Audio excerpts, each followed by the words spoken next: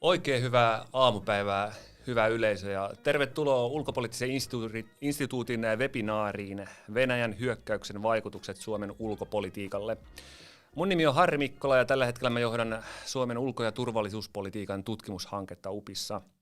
Ja tänään mulla on ilo ja kunnia toimia tämän tärkeän webinaarin puheenjohtajana. Venäjän hyökkäys Ukrainaan on ollut shokki Euroopan ja Suomen turvallisuudelle. Euroopan maat, mukaan lukien Suomi, ovat joutuneet pohtimaan turvallisuuspoliittisia perusvalintoja. Ei liene liioiteltu sanoa, että ainakin yksi ulkopolitiikan jakkaramallimme jaloista, toimiva suhde Venäjään, on pitkäksi aikaa vaurioitunut, ellei jopa pirstaleina. Euroopan turvallisuusjärjestys kokonaisuudessaan on rajussa muutoksessa, ja tämän tilanteen lopputulema on vielä hyvin hämärän peitossa, eli myös meillä UPissa niin analyysimaali on hyvin liikkuva. Joka tapauksessa Suomi on ottanut jo nyt nopeita askeleita uuteen tilanteeseen mukautuakseen. Maamme on jo ilmoittanut tiivistävänsä Yhdysvallat-suhdetta ja maassa käydään vakavaa pohdintaa NATO-jäsenyydestä. Tässä seminaarissa me keskustellaan Venäjän hyökkäyksen vaikutuksista Suomen ulko- ja turvallisuuspolitiikkaan. Heiluvatko Suomen ulko- ja turvallisuuspolitiikan peruspilarit? Miltä näyttää Suomen Venäjä-suhteiden tulevaisuus? Miten Suomen tulisi puolustuspolitiikassaan ja kansainvälisessä sotilaallisessa yhteistyössä reagoida turvallisuusympäristön heikentymiseen? Muun muassa näistä teemoista meillä on tänään alustamassa 4 tutkijaa UPista. Tuohon alkuperäiseen seminaarikutsutekstiin nähden meillä on tullut yksi viime hetken muutos, eli Sinikukka Saari on estynyt osallistumasta, mutta onneksi meillä on paikalla tutkija Johanna Ketola pelastamassa meidät pälkähästä. Lisäksi paikalla on monille tuttuja hahmoja UPista johtaja Mika Aaltola, johtava tutkija Charlie Salonius-Pasternak ja vanhempi tutkija Matti Pesu.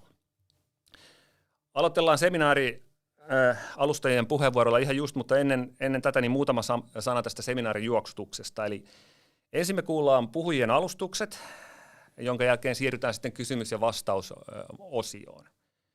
Ja voitte, hyvä yleisö, esittää kysymyksiä puhujille tuosta YouTuben chatin kautta, ja mä sitten täältä padilta niin valikoin ja esitän niitä puhujille. Tänään on tosi runsas lukuinen yleisö, ja toivottavasti ja oletettavasti kysymyksiä tulee runsaasti. Mutta nyt pidemmittä puheitta alustuksiin, niin ensimmäisenä meillä on johtaja Aaltola äänessä. Mika, ole hyvä. Hyvä. Kiitoksia. Hyvä, että saatiin tilaisuus pystyyn ja osoitetaan, että ollaan agiileja ja kykeneviä tarttumaan hetkeen, niin kuin pienen valtionkin Niccolo Machiavellin opetusten mukaan pitää kyetä tarttumaan hetkeen. Tietenkin se on pienelle tärkeämpää kuin suurelle se taktinen kyky olla aloitteellinen, ja Suomi on ollut tässä nyt aloitteellinen Washingtonin suhteen, selkeä signaali, ja tänään sitten Ukrainan tilanteen suhteen puhelu Putinin kanssa, eli tämmöisiä välittömiä toimenpiteitä.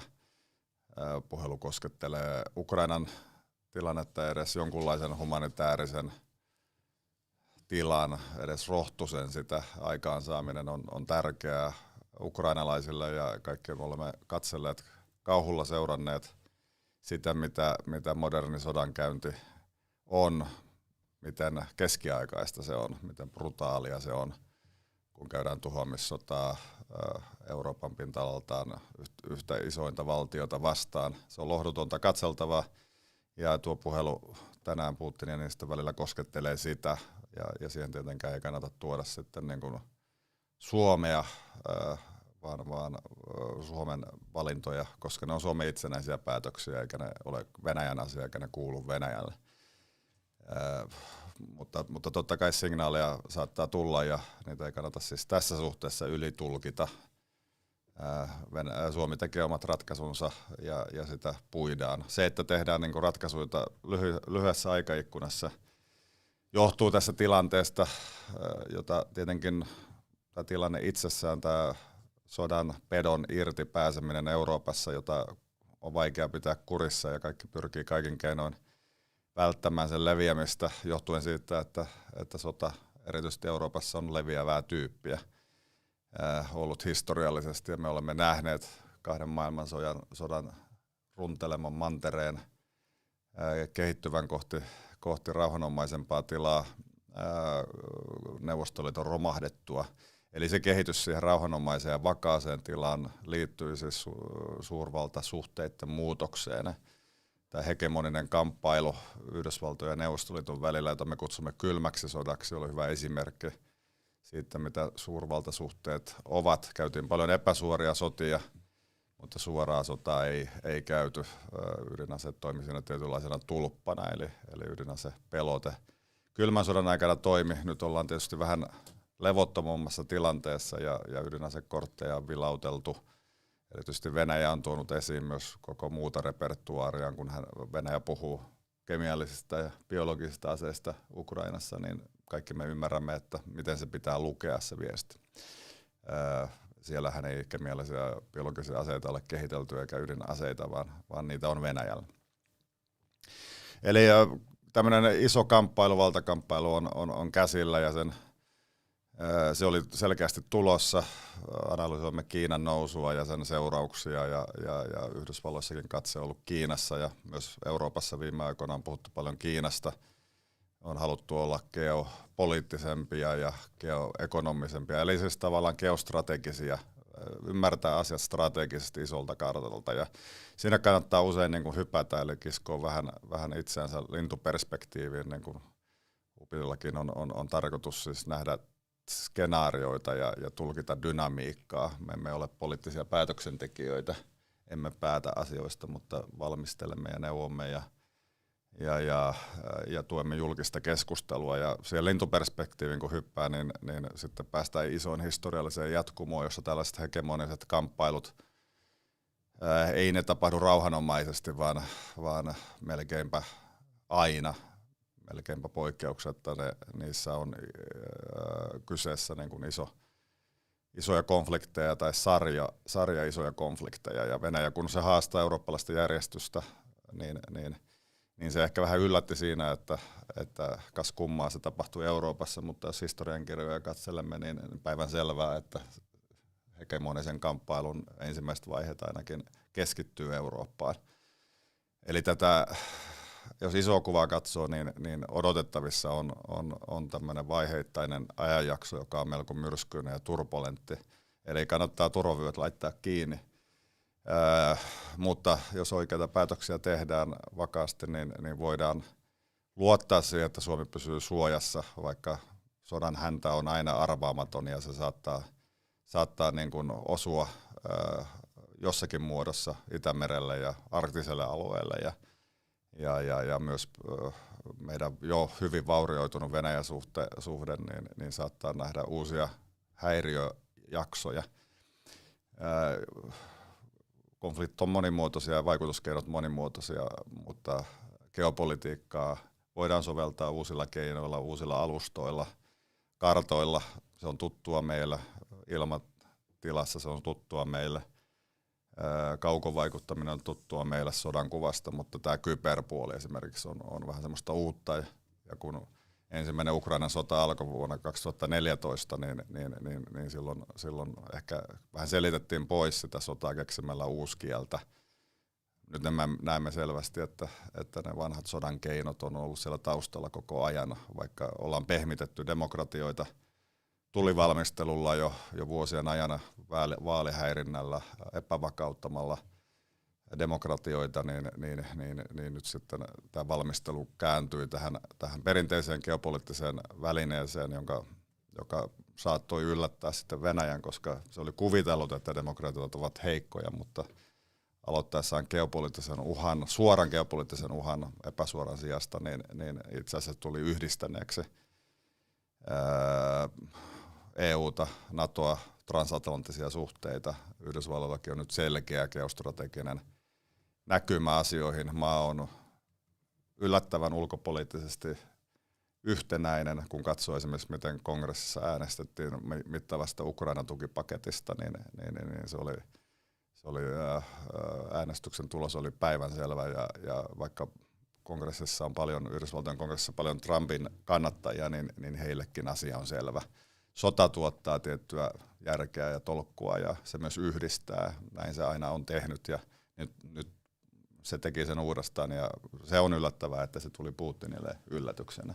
Venäjä näyttää heikolta, eli se hegemoninen haaste, minkä se on asettanut ainakin alkuvaiheessa, tuntuu heikolta, ja se vaatimuslista, ukaasilista ennen joulua, joka kosketti myös Suomea, niin sinne päämäärään pääsy, joka oli kristallin kirkas keinoilla millä hyvänsä, kaikilla käytettävissä olevilla keinoilla, niin nähtävästi on vaikeampaa kuin ennakoitiin. Eli oma näkymä tähän on, että me näemme nyt ensimmäistä episodia monivuotisesta tapahtumien sarjasta, ja siihen liittyy kivuliaita jaksoja ja toivonpilkahduksia, ja niihin pitää tietysti tarttua myös niihin toivonpilkahduksiin. Suomen omat premissit, ulkopolitiikan peruskivet, kuten Harri tuossa hyvin totesi, niin ne ainakin yksi pilari heiluu pahasti, eli Venäjän suhde ei ole ehkä niin helposti manageroitavissa enää.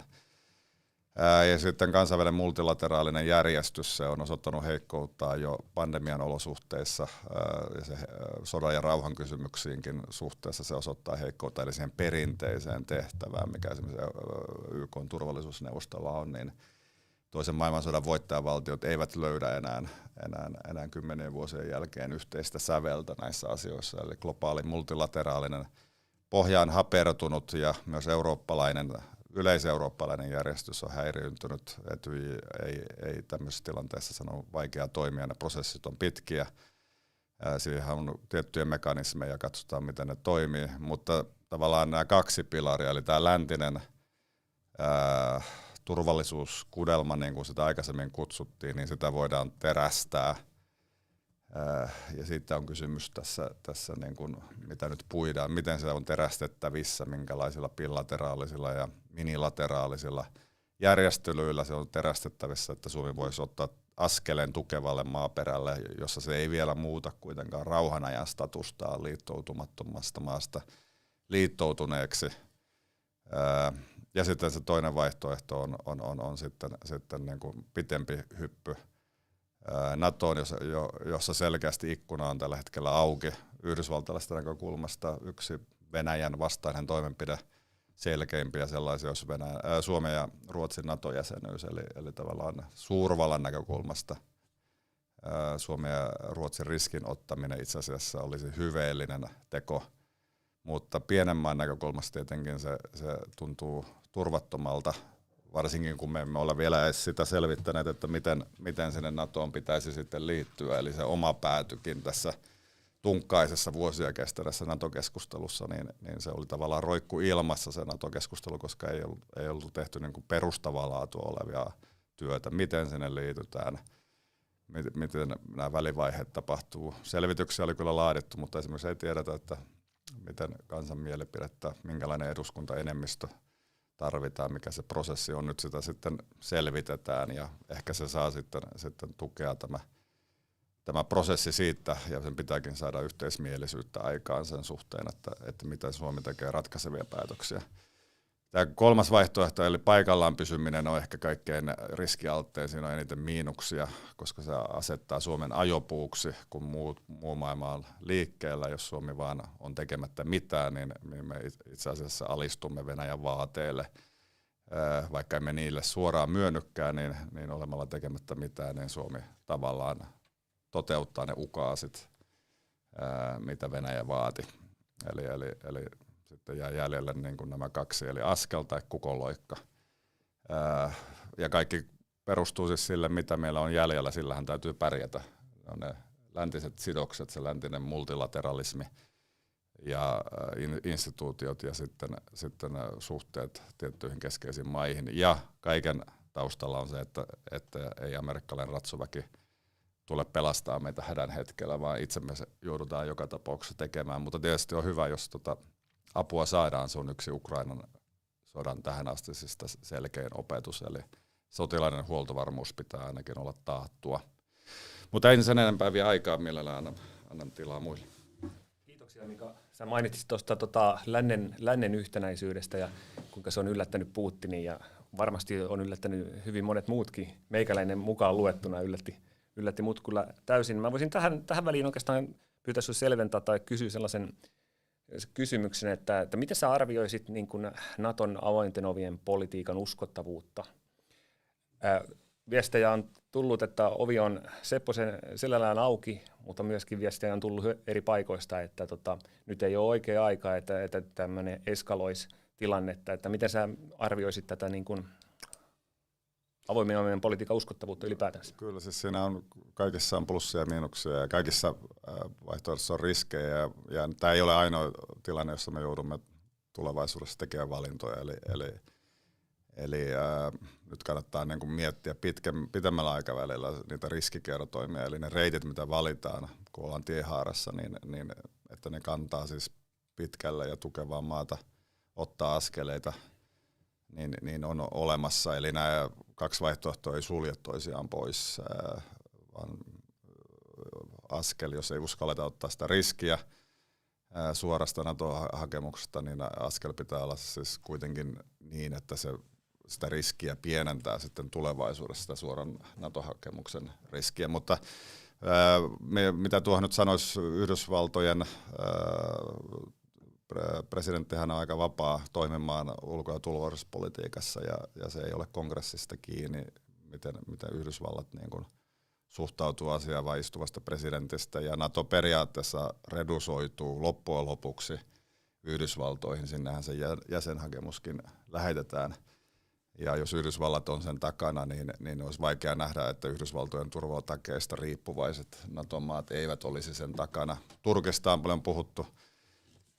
Tähän Turkille iso mahdollisuus.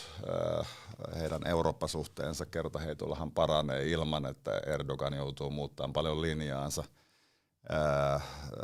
Turkki on toiminut aika päättäväisesti toimittamalla aseita Ukrainalle, mitä länsi sinne ei ole voinut viedä, eli tehokkaita droneja, ja sitten sulkemalla Bosporin salmen, joka on melkoinen toimi. Eli Turkkia on paljon kiittäminen monesta asiasta, ja kyllä se momentumissa, mikä Euroopan unionissa ja Natossa tällä hetkellä on päällä, niin Turkin rooli on korostunut, ja on ihan hyvä, että Suomi perinteisesti on tukenut Turkkia. Mehän olemme vaalineet, ja Lipposen aikana aikoinaan alkoi Suomen ja Turkin suhteiden niin kuin syventyminen, jossa on tullut tietenkin viime aikoina vähän rakoilua, mutta en usko, että Turkki, mikä on tällä hetkellä kantokaskessa, Turkissa on aika paljon tahtotilaa. Itse asiassa taisi olla, että Pohjois-Atlantin neuvoston kokous ennen joulua niin oli nimenomaan Turkin koolle kutsuma, kun saatiin nämä deklaraatiot aikaan. Kiitos Mika. Mennään eteenpäin. Charlilla oli nopea kommentti tähän. Ihan nopeasti vaan sanoa, että siis mä näen myös sellaisen riskin, todellisen riskin, että Ukraina ja Venäjä, kaikki sodat loppuu jossakin vaiheessa, tarvitaan jonkunlainen sopimus. Et osana sitä sopimusta de facto luodaan esimerkki, että sodalla voidaan estää tai sulkea tämä ovi. Ja jos tämä toimii, niin silloinhan vaikka Suomi ei tekisi mitään, niin se ovi voi ainakin mennä vähän enemmän kiinni. Ja sitten vain lisäkommenttina, että sehän oli liittyen tähän Suomen tai Ruotsin, minkä tahansa maan NATO-jäsenyyden hyväksymiseen USAssa, niin se oli äärimmäisen kriittistä, että tasavallan presidentti tapasi myös republikaani-senaattijohtoa, koska sieltä tarvitaan kuitenkin 2/3 äänistä, merkittävät tapaamiset, mutta se on tämä Ukraina ja Venäjän välinen rauhansopimus jossakin vaiheessa, joka voi olla riski meille. Tuosta on itse asiassa, mä huomaan, että on tullut todella paljon kysymyksiä tässä vaiheessa. Tämä on yksi, mikä täällä on noussut esiin. Me voidaan tätä vielä perata vähän tarkemmin sitten ehkä esitysten jälkeen, mutta mennään nyt eteenpäin, koska kello juoksee. Niin, Matti oli seuraavana. Ole hyvä. Kiitos ja hyvää perjantai-aamupäivää kaikille meikäläisenkin puolesta. Mä 3 asiaa nostan nimenomaan Suomen turvallisuuspolitiikkaan liittyen. Ensin vähän siitä, miten Suomen sotilaan yhteistyö on tässä viime viikot ja kuukaudet toiminut. Toiseksi mä vähän puhun vielä tuosta Mikankin mainitsemasta Yhdysvallat yhteistyön tiivistymisestä ja lopuksi muutama havainto NATO-keskustelusta ja siitä pohdinnoista, mitä täällä Turulla ja Toreilla ja tuolla hallintokortteleissa käydään. Ehkä ensimmäiseksi voisi sanoa, että mikä on jäänyt ehkä nyt julkisessa keskustelussa vähemmälle huomiolle, keskusteltu Natosta ja tuosta alkaneesta sodasta ja sitä edeltävästä kriisistä, niin tämän viimeisten kuukausien aikana niin Suomen sotilaan yhteistyö on toiminut äärimmäisen hyvin. Ja tämä on ero vuoteen 2014, jolloin ensin Venäjä liitti Krimiin ja sen jälkeen aloitti sodan siellä Itä-Ukrainassa. Silloin Suomellahan oli paljon nykyistä ohkaisemmat turvallisuuspoliittiset siteet länteen. Ja tässä niin kuin viime viikot ja kuukaudet niin yhteydenpito on ollut jatkuvaa, lähes päivittäistä, monella tasolla ja monien tahojen kesken Suomen läntisiin kumppaneihin. Erityisesti Pohjoismaihin, Ruotsi ja Norja nousee siellä esiin, mutta myös laajemmassa Pohjoismaissa kokoonpanossa on keskusteltu, on pidetty yhteyksiä Yhdysvaltoihin monella tasolla, korkeammasta tasosta aina sinne virkamiespuolelle.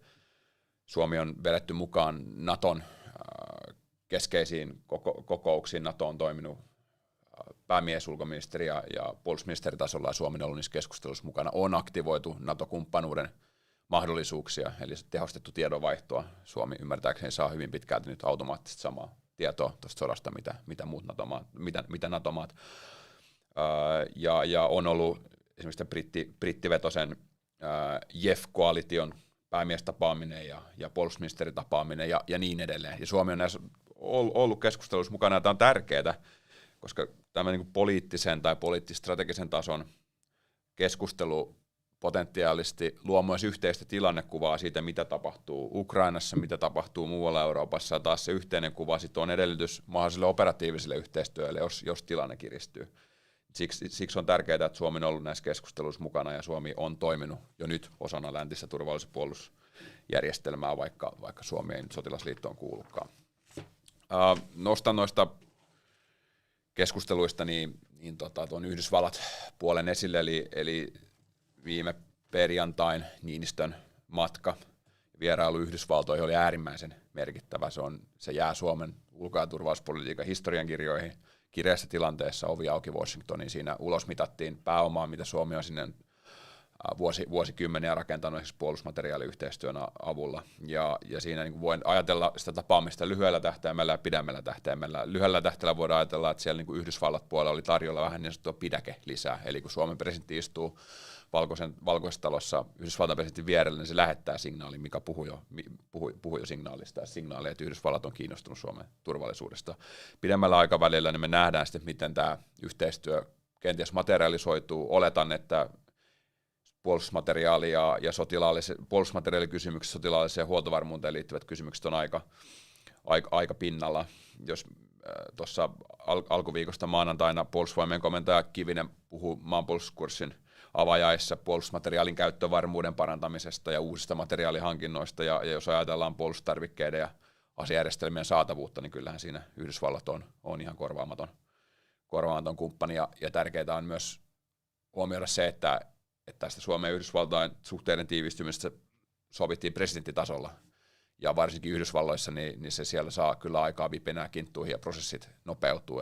Ja tämä on niin kuin uutta siihen verrattuna, että miten Suomen ja Yhdysvaltain yhteistyö on aiemmin rakentunut, että se on enemmän menty siellä niin kuin hallintojen tasolla, mutta nyt siitä saatiin niin kuin korkeamman tason siunaus, ja se oli tärkeä juttu. Viimeiseksi niin heitänpä lusikkaani vähän tuohon NATO-keskusteluun ja keskusteluun Suomen turvallisuuspoliittisesta linjavalinnasta. Meillä ollaan ehkä ajauduttukin nyt vähän sen paradoksaaliseen tilanteeseen, että meillä on missään vaiheessa Suomen historiassa niin vahvin poliittinen tuki NATO-jäsenyydelle. Se on tullut julkisen mielipiteen kautta ja se on myös näkynyt poliittisella kentällä, vaikka puolueet ei vielä ole kantojaan vaihdellut. Puolueet nyt keskustelee, mutta siinä on tämmöinen selvä momentum. Paradoksin tästä tekee se, että tämä kansainvälinen ympäristö ei ole missään vaiheessa siinä aikana, kun NATO-jäsenyys on suomalainen realistinen vaihtoehto ollut, niin näin hankala ja epävarma ja riskialtis sen jäsenyyden mahdolliselle realisoimiselle. Ja tämä luo nyt aivan omanlaisen vaatimusasteen näille meidän pohdinnoille. Jos ajattelen valtionjohdon tehtävää, niin ei ole helppoa.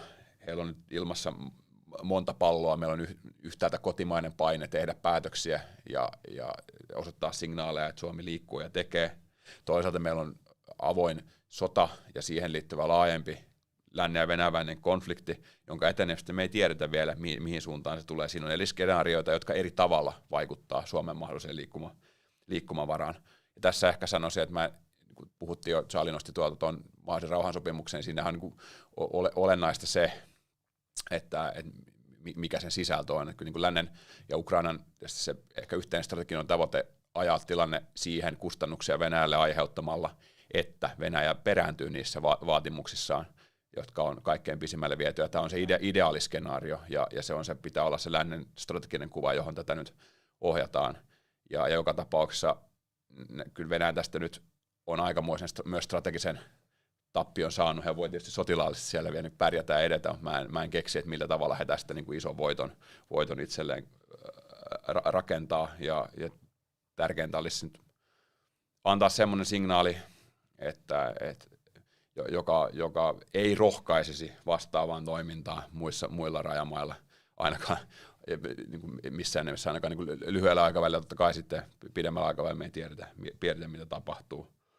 Tuosta niin kuin NATO-oven, onko NATO-ovi auki vai ei, että tässä on ehkä kaksi tasoa, että yhtäältä niin kuin periaatetasolla, julistustasolla se ovi on hakattu monella naulalla auki, ja Suomi ja Ruotsi toivotetaan tervetulleeksi. Sitten tähän tulee vähän tämä ajoituspuoli, ja se, että milloin puhutaanko viikoista, kuukausista, koska jos katsoo Yhdysvaltain toimintaa tässä sodassa ja laajemmassa konfliktissa, niin kyllä sitä on värittänyt eskalaatiohallinta, ja he on aika paljon siis välttänyt tekemästä manööverejä, jotka sitten voisi tilannetta eskaloida. Ja kyllä mä tätä niin kuin Suomen NATO-kysymystä kaikkein tämän akuutimman kriisin ja konfliktin aikana, jonka kestoa me ei tiedetä, riippuu siitä sotatilanteesta Ukrainassa ja muusta. Et se voi olla, niin kuin, sitä voidaan asettaa eskalaatiojanalle, mikä tässä kohtaa ei ole Suomen etu. Se tilanne voi sitten muuttua niin kuin äkkiäkin. Ja kun me käydään kansallista keskustelua, niin siinä olisi hyvä muistaa, että se NATO-jäsenyys ei ole Suomen ilmoitusasia. Eli se kansainvälinen tilanne luo sille ne reaaliset edellytykset. Ja se, että meillä ei niin kuin ole mitään syytä tai järkeä ajaa, sanotaanko liian aktiivisella tai kotimaisesti paineistulla prosessilla itseämme limpoon, jossa me ei pystyttäisi toteuttamaan sitä meidän jonkinlaista kansallista konsensusta. Et siksi pitää olla valmius myös niin kuin pidentää tätä harkintaa tai prosessia tai keskustelua, mitä tästä käydään, koska se on se meidän niin kuin liikkumatilan ja aseman kannalta kuitenkin tärkeää, ettei höntyillä. Mutta mä lopetan tähän. Joo, kiitos Matti. Mulla on sulle vaikea kysymys. Anna palaa. No, joo, sä oot paljon tutkinut ja puhunut näistä Suomen puolustusyhteistyökuvioista ja kuinka tämä Suomen puolustuskudelma on laventunut ja uusia kumppanuuksia solmittu. Niin miten sä näkisit näiden niin kuin kumppanuuksien tuottaman pidäkearvon, minkälaista pidäkettä ne ulkoista aggressioa vastaan tuottaa, ja vielä askel pitemmälle sitten konfliktitilanteessa. Onko oletettavaa, että nämä kumppanit tulee taistelemaan Suomen puolesta? Joo, helppo kysymys. Siis pidäkettä on sellainen, kun tutkija puhuu pidäkkeestä, mutta sitä on niin kuin hyvin vaikeasti empiirisesti tai millään tavalla osoittaa, mikä se pidäkevaikutus on. Se pidäkevaikutus on siellä niiden päässä, joille sitä pidäkettä luodaan. Mutta kyllähän tässä niin kuin viime vuosien aikana niin noi Suomen kumppaniulkovallat on kyllä signaloinut, että hekin on valmiita viemään yhteistyötä sinne niin kuin konfliktin ja sodan asteelle. Mutta se, että mihin se riittää, niin siinä se on pitkälti sitten niin kuin heidänkin kuuluisista intresseistä kiinni. Me ollaan nyt jo nähty tuossa, että kuinka Yhdysvallat on niin kuin hyvin tarkka sen eskalaation suhteen, kun mahdollinen vastustaja on toinen ydinasevalta. Että se sitten riippuisi siitä, että onko se mahdollinen konflikti vain Suomeen rajautuva, eli rajautuisiko ne aggressorin hyökkääjän sotilaalliset päämäärät vai Suomeen vai laajemmalle. Jos ne rajautuu laajemmalle ja tuossa naapurimaat ja niitä suojeleva liittokunta kokee itsensä uhatukset, se hyökkäys voisi tulla Suomen kautta tai Suomella olisi jotenkin osa jostain olemassa olevaa konfliktia, niin sitten varmaan ne on paremmat. Mutta sitten jos ajaudutaan semmoiseen kahdenväliseen nokkapokkaan, missä muiden välitön selviytyminen ei ole uhattuna, niin se on tietysti pahin mahdollinen tilanne. Kyllä, kiitoksia. Seuraavana Charlie, ole hyvä. Kiitos. No mä otan heti kopin siitä, että mitä Matti just sanoi, että tämähän on yksi asia, jonka kirjoitin 2014, että me ei välttämättä aina tiedetä, kun joku konflikti koskee meitä, että ovatko Venäjän tavoitteet vain me vai laajempi, koska se vaikuttaa avun saantiin ja muuhun. Joo, kiitos. Täällä on vaikea olla kollegojen kanssa, jotka kaikki ehkä tietää tästä asiasta enemmän, mutta yritetään. Mulla on 2 päärakennetta tässä näistä vaikutuksista. Yksi, mitä pitää miettiä, on, että mitä kerromme ja miten viestimme sekä Venäjästä että omasta valmiudesta. Venäjästä. Yksi asia, joka suomalaisen kulttuurin tavallaan on, että puhumme uusiokieltä, emme ihan kerro, että mitä on tapahtunut. Ja omasta mielestä tämän pitää nyt muuttua, koska se vaikuttaa myös kansalaisten ja palaa myöhemmin muiden näkemykseen, että mikä on tämä uhkan taso. Oli sitten kyse GPS-häirinnästä, missä 2018 Suomi tietenkin, vaikka tiesi mistä häirintä tuli Venäjältä, niin viittasi vain Norjan sanomisiin, ei itse uskallettu sanoa.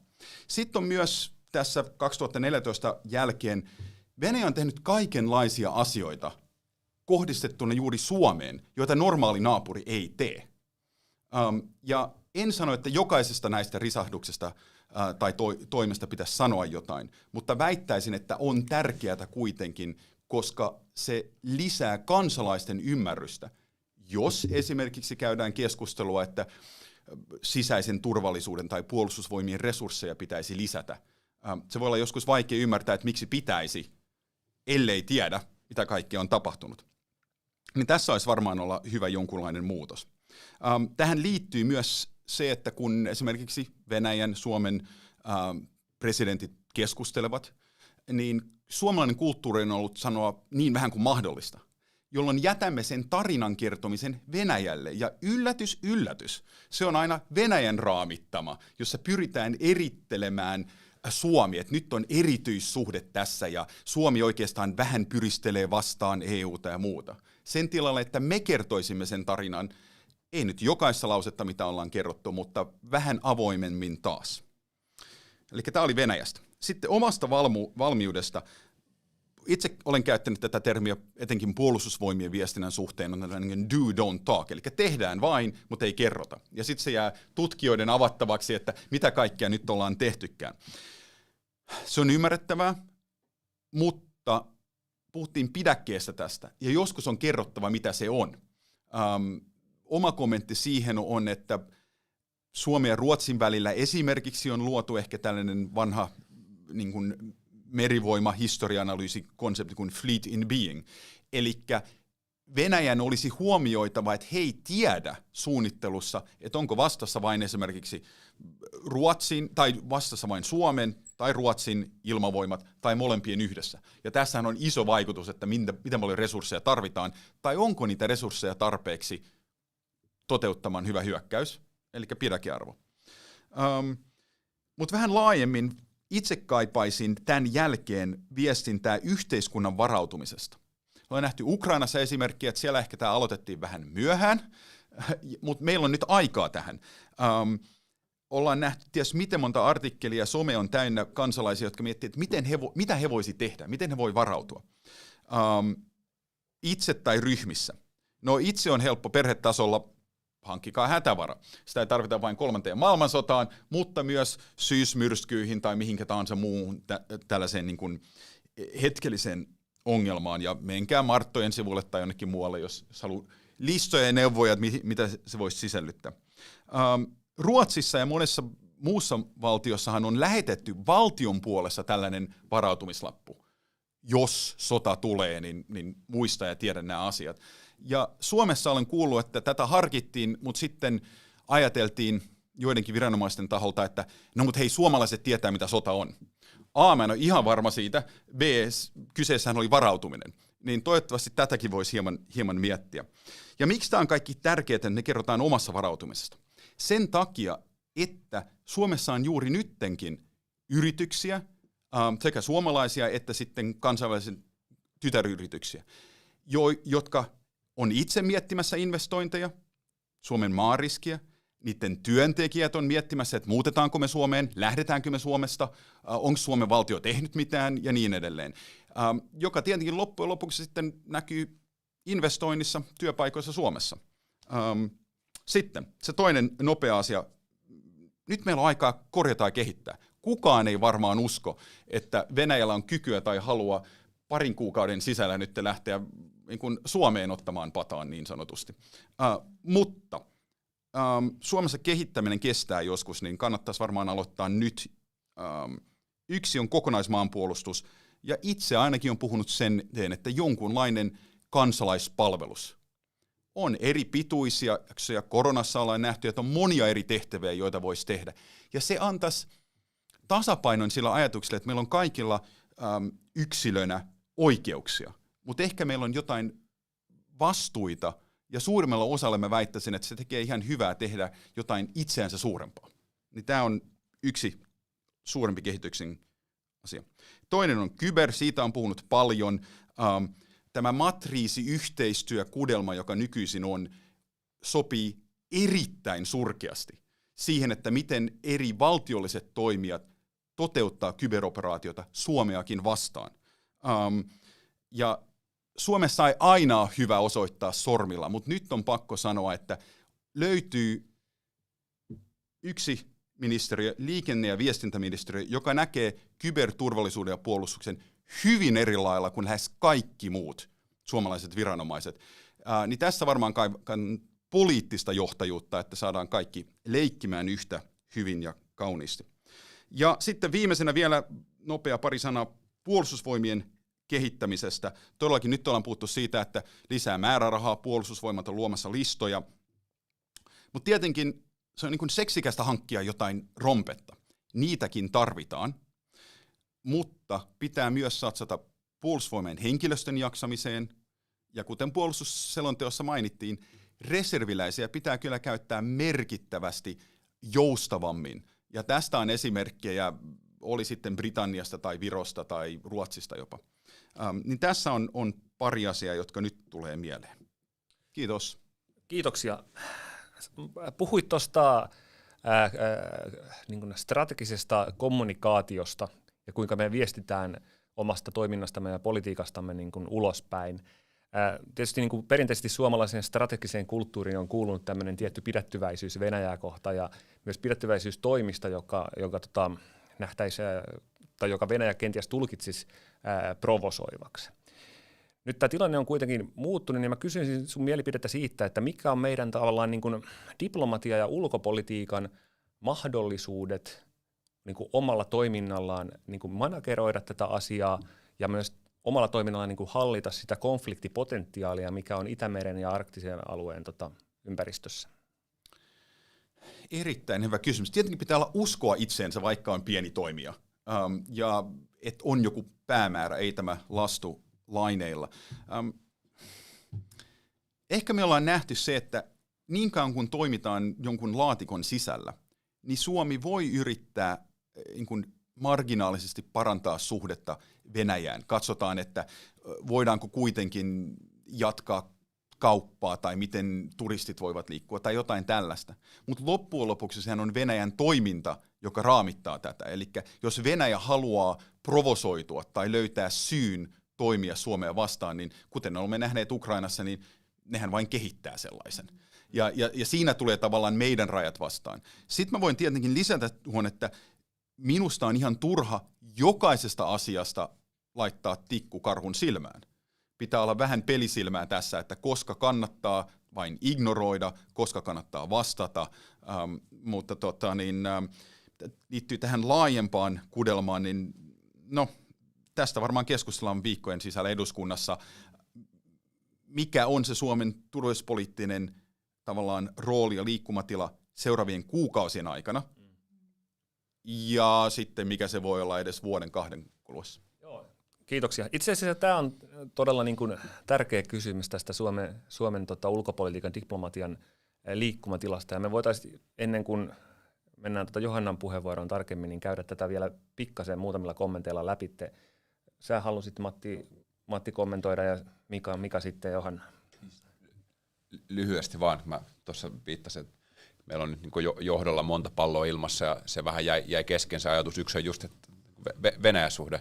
Se on huolimatta siitä, mihin se nyt kehittyy, se on edelleen meille turvallisuuspoliittisesti ja muutenkin äärimmäisen tärkeää, että tätä pitäisi pystyä näkemään muutama askel eteenpäin, että mitkä on ne edellytykset ja taso, jolta niitä suhteita hoidetaan nyt ja lähdetään tulevaisuudessa hoitamaan, mikä se mahdollisen vaikka NATO-jäsenyyden, minkälaisen virityksen se siihen toisi. Että kyllähän tämä pakottaa uudelleen ajatteluun, että jos on aikaisemmin puhuttu toimivista suhteista, niin mistä nyt sitten puhutaan ja mitkä ne Venäjä-politiikan välittämät tavoitteet on. Että tässä pitää aika pitkälle mennä historiaan, että me löydetään tila, jossa ne suhteet on näin niin kuin ohuet. Ja käytännössä niitä, niin kuin, toki diplomaattisuhteet on edelleen ja muuta, mutta että se niin kuin käytännön suhde on kyllä todella ohut.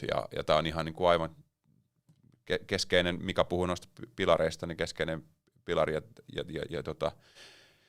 ja kysymys meille.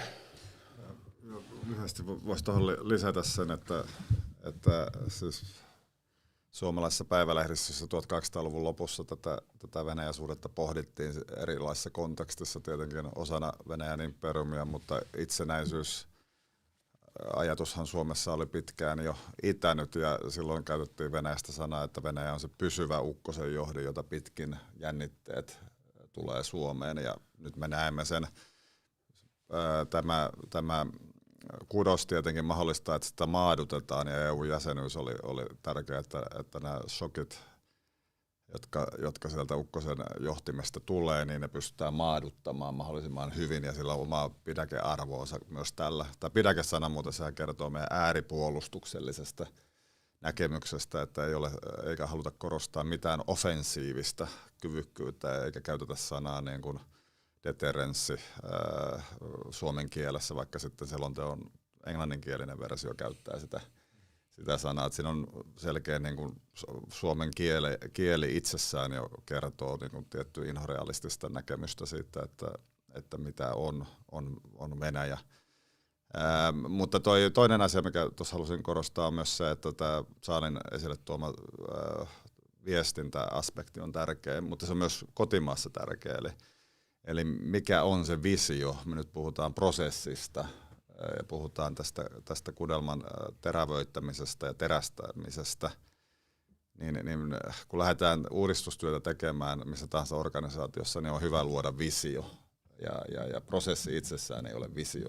Ja mikä tässä on siis tavallaan se vaihtoehto, mitä pohditaan, siis selkeä vuosikymmenen harjoiteltu asia on se NATO-jäsenyys. Sekin nyt yhtäkkiä visiona on vähän hankalampi kuin me kuvittelimme sen olevan, mutta tämä askelvaihtoehto tavallaan nämä suhteet, läntiset suhteet ja niiden terävöittäminen, niin mikä se visiona on, mitä se tavallaan nämä spontaanisti syntyvät, kriisiolosuhteissa syntyvät liittolaisuussuhteet on. Matti korosti sitä, että ne on intressipohjaisia, totta, Mutta niihin liittyy myös tämä irrationaalinen puoli, demokraattinen solidaarisuus, se kannattaa ainakin miettiä, mitä se on.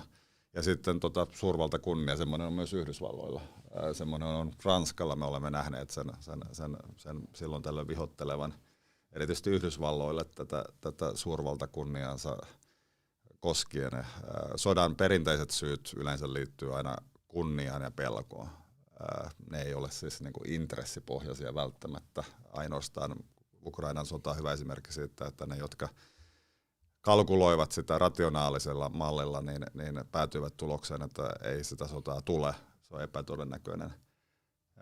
Ne, jotka kalkuloivat enemmän siis sitä niin kuin, pelko- ja kunniakäsitteiden kautta ja strategisten kulttuurien kautta osuivat ehkä paremmin oikeaan. Hyvä, kiitos. Johanna, kommentit tähän ja sitten sillä samalla vauhdilla niin oma puheenvuoro. Kiitoksia.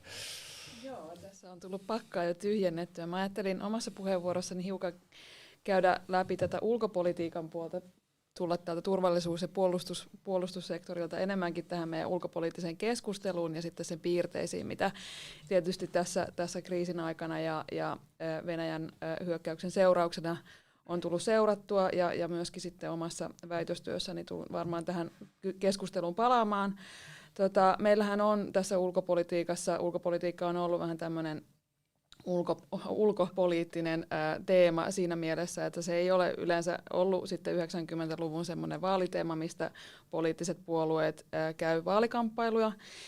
Ja meillä on vahva tämmöinen konsensus ja jopa tämmöinen yksimielisyyden ideaali tässä ulkopoliittisessa keskustelussa, missä niin kuin katsotaan niin kuin hyveelliseksi semmoinen tapa, millä niin kuin suomalaiseen yhteiskuntaan ei tällaisia säröjä sitten muodostu, mitä voi sitten ulkopuoliset voimat käyttää hyväkseen. Ja tietenkin yksi semmoinen niin kuin ilmentymä tästä konsensushenkisyydestä on tämä selontekomenettely. Ollaan nähty ulko- ja turvallisuuspoliittiset selonteot kerran vaalikaudessa, ja nyt sitten niin kuin tällä samanlaisella menettelyllä myöskin tähän tilanteeseen reagoidaan, käydään eduskunnassa keskustelua yli puoluerajojen tästä seuraavasta askeleesta, seuraavasta suunnasta. Mä pidin tuosta tavallaan Mikan ajatuksesta siitä, että täytyy myöskin niin kuin olla visio ja nähtäväksi jää, tuleeko sellainen nyt tässä seuraavassa selonteossa ja kuinka paljon se antaa meille semmoisia niin kuin isompia vastauksia siihen, että mikä se Suomen suunta on. Ja tämä NATO-keskustelu tietysti on se niin kuin kiinnostava asia siinä, että tässä on tullut kollegat jo maininneeksi, että tässä tavallaan kaksi asiaa Venäjän hyökkäyksen seurauksena on muutoksessa. Toinen on se Venäjä-suhde ja muutos Venäjällä ja toisaalta sitten se Suomen NATO-suhde. Ja tämä Suomen NATO-option ikään kuin, päivitys tai mitä se tässä tilanteessa nyt sitten tarkoittaa. Ja niin kuin tätä NATO-optiotakin ja tämän koko niin kuin termin käyttöäkin voisi kuvata ehkä, että se on tällaisen suomalaisen konsensuksen niin kuin lopputulos, että mahdollisuus jossain tilanteessa niin kuin hakea sitä jäsenyyttä on alhaisin yhteinen nimittäjä, eli eri eduskuntapuolueille, koska siellä on erityisesti vasemmisto ja oikeiston välillä niin kuin hyvin paljon niin kuin eriäviä näkemyksiä siitä, että kannattaako sinne hakea vai ei. Ja tässä sitten niin kuin tulee tämän kriisin, konfliktin, sodan myötä herää se kysymys, että onko ne suomalainen vaalikaudet, meillä on 3-4 ulkopoliittiset vaalit ikään kuin 10 vuodessa, meillä on 2 eduskuntavaalit ja meillä on presidentinvaalit ja vähän riippuen siitä aikahaarukasta, joskus voi olla ne 4 vaalit, niin onko tämä tarpeeksi niin kuin, tiheä frekvenssi tässä niin kuin maailman muutoksessa niin kuin käydä tätä ulkopoliittista keskustelua. Ja tuossa aikaisemmin kollega Henri Vanhanenhan on ehdottanut sitä, että tulisi jonkinnäköinen tämmöinen niin kuin tiheämpi tapa, kuten kerran vuodessa olisi jonkinnäköinen valtioneuvoston sitten tiedonanto ulkopolitiikasta. Tämä on mun mielestä tietyllä tavalla ihan hyvä ajatus edelleenkin niin kuin pohtia. Ja sitten jos hiukan tätä niin kuin nykyistä niin kuin kansalaiskeskustelua vielä tähänkin kollegat on ehtinyt viittaamaan, mutta onhan siis niin kuin Venäjä onnistunut tällä toiminnallaan nyt niin kuin myöskin yhdistämään tietyllä tavalla niin kuin suomalaiset tämän ukrainalaisten puolesta ja myöskin niin kuin aktivoitumaan, ja on niin kuin nähty se, että kuinka ehkä kuitenkin sit silleen niin kuin henkilökohtaisestikin tämä niin kuin asia Suomessa osittain niin kuin koetaan, koska tosiaan Ukraina Suomen tapaan on Venäjän rajanaapuri. Ja sitten meillä ne vanhat sodanaikoiset ehkä semmoiset niinku, pelot sieltä niinku, tulee aika nopeasti pintaan. Ja ilmenemiä tästä niinku, solidaarisuudesta ukrainalaisia kohtaan on tietenkin tämä, että meillä on nyt järjetön määrä niin kuin apua pystytty mobilisoimaan. Meillä on erilaisia kansalaisaloitteita. Ja sitten meillä on myöskin tämä kansalaisaloite, mikä on tullut eduskuntaan Suomen niin kuin NATO-jäsenyyden puolesta. Me nähdään tämmöinen niin kuin tosi vilkas nyt ulko- ja turvallisuuspoliittinen keskustelu, ehkä niin kuin vilkkaampi, mitä sitten 90-luvulla ja tämän EU-jäsenyyden jälkeen on käyty. Ja sitten tavallaan se kysymys on ehkä niinku nyt se, että miten tämä niinku vilkastuva keskustelu niinku pystytään kanavoimaan tähän meidän päätöksentekoon sillä tavalla, että sekä niin kuin tämä prosessi että lopputulos, erityisesti NATO-jäsenyyden myötä, on sitten niin kuin legitiimi, kuten presidentti Niinistö eilen tuossa omassa lehdistötilaisuudessaan niin kuin toi tämän huolen esiin tai tämän toiveen, että se lopputulos täytyy olla sitten oikeudenmukaisesti koettu. Ja tässä sitten voi niin kuin ajatella sit seuraavia askeleita, miten tämä niin kuin aktivoitunut keskustelu ikään kuin tästä niin kuin kanavoituu niin kuin seuraavaksi jonkinlaiseksi rakentavaksi niin kuin tavaksi.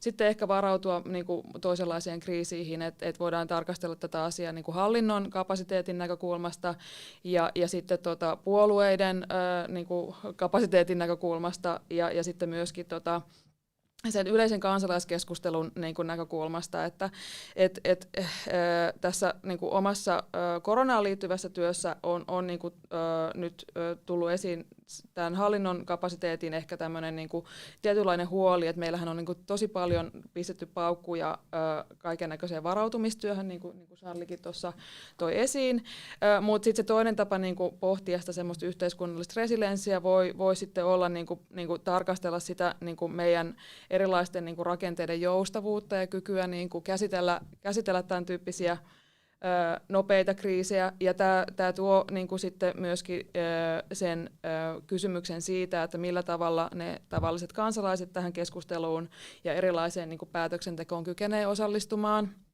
ja kuinka he kokee, että oma ääni tulee niin kuin kuuluviin.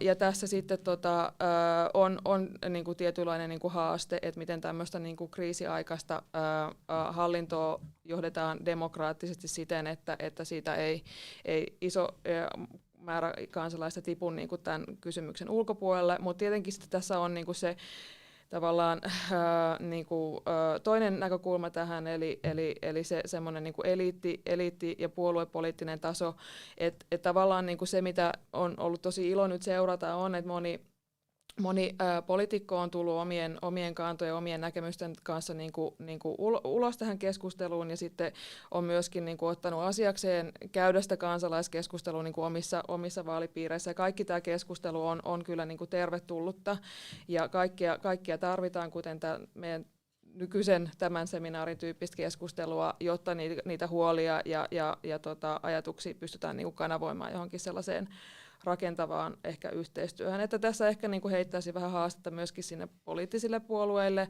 ja siihen, että kyllähän niin kuin tämän tyyppinen sit kiinnostus ulkopolitiikkaa, turvallisuuspolitiikkaa tai kansainvälisiä suhteita kohtaan voi niin kuin sitten olla semmoinen positiivinen voimavara, missä sitten saadaan aktivoitua ihmisiä enemmän tähän tällaiseen niin kuin normaaliin poliittiseen toimintaan mukaan. Että tässä on myöskin tämmöisiä positiivisia mahdollisuuksia, mutta ehkä niin kuin vielä lopuksi haluaisin sen verran niin kuin palata siihen tämmöisiin niin kuin perusasioihin, että jos niin kuin pohditaan tätä suomalaisen ulkopolitiikan niin kuin pitkää linjaa, niin mehän maantieteellä me ei voida mitään, ja me ei myöskään voida sillä, että me ollaan pieni ja avoin demokratia. Ja sitten tietyllä tavalla nämä niin kuin peruspilarit, että siihen kansainväliseen yhteistyöhön osallistuminen ja monenkeskisyys ja tällaisen eri sopimusjärjestelyihin liittyvä ennakoitavuus on meille edelleenkin tärkeää.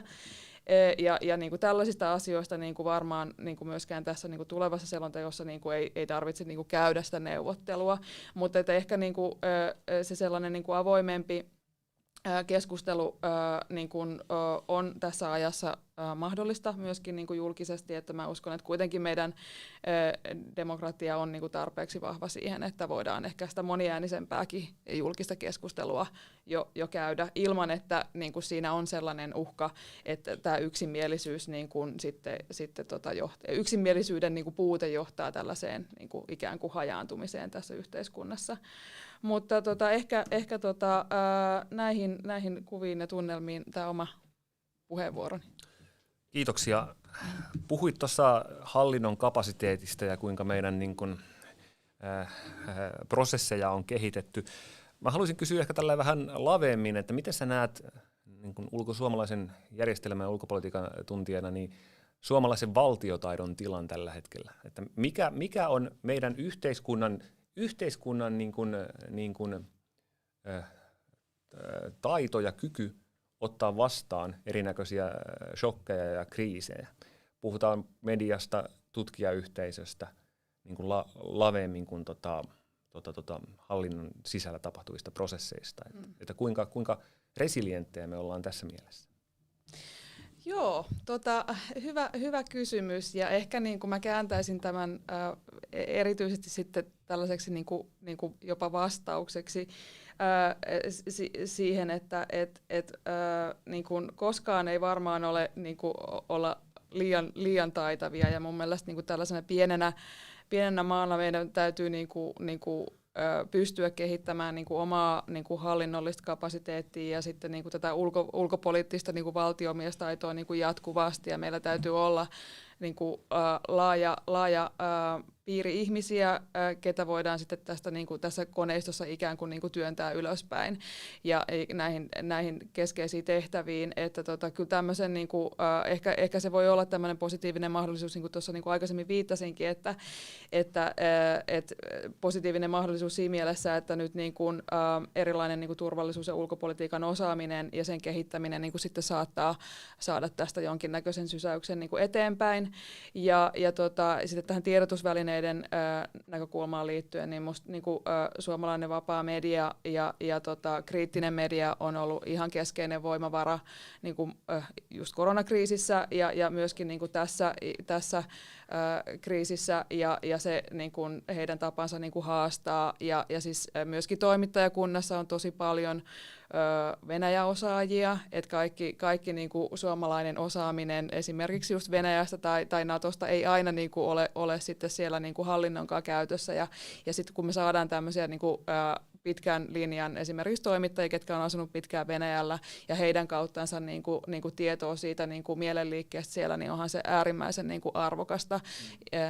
Ja sitten nimenomaan kun se informaatio ja keskustelu kanavoituu julkisesti, että jokainen sitten kansalainen voi myöskin niin kuin seurata sitä ja tehdä siitä omat johtopäätöksensä, niin on äärimmäisen tärkeää ja arvokasta. Kyllä, kiitoksia. Tässä katson tätä chattia ja kysymyksiä on tosi paljon. Lähdetään niitä perkaan. Meillä on vielä reilu puoli tuntia aikaa, mutta ennen tätä mä härskisti käytän puheenjohtajan etuoikeutta. Kysyn pari kysymystä, jotka mun mielestä on niin kuin tässä niin kuin nykytilanteessa erittäin relevantteja.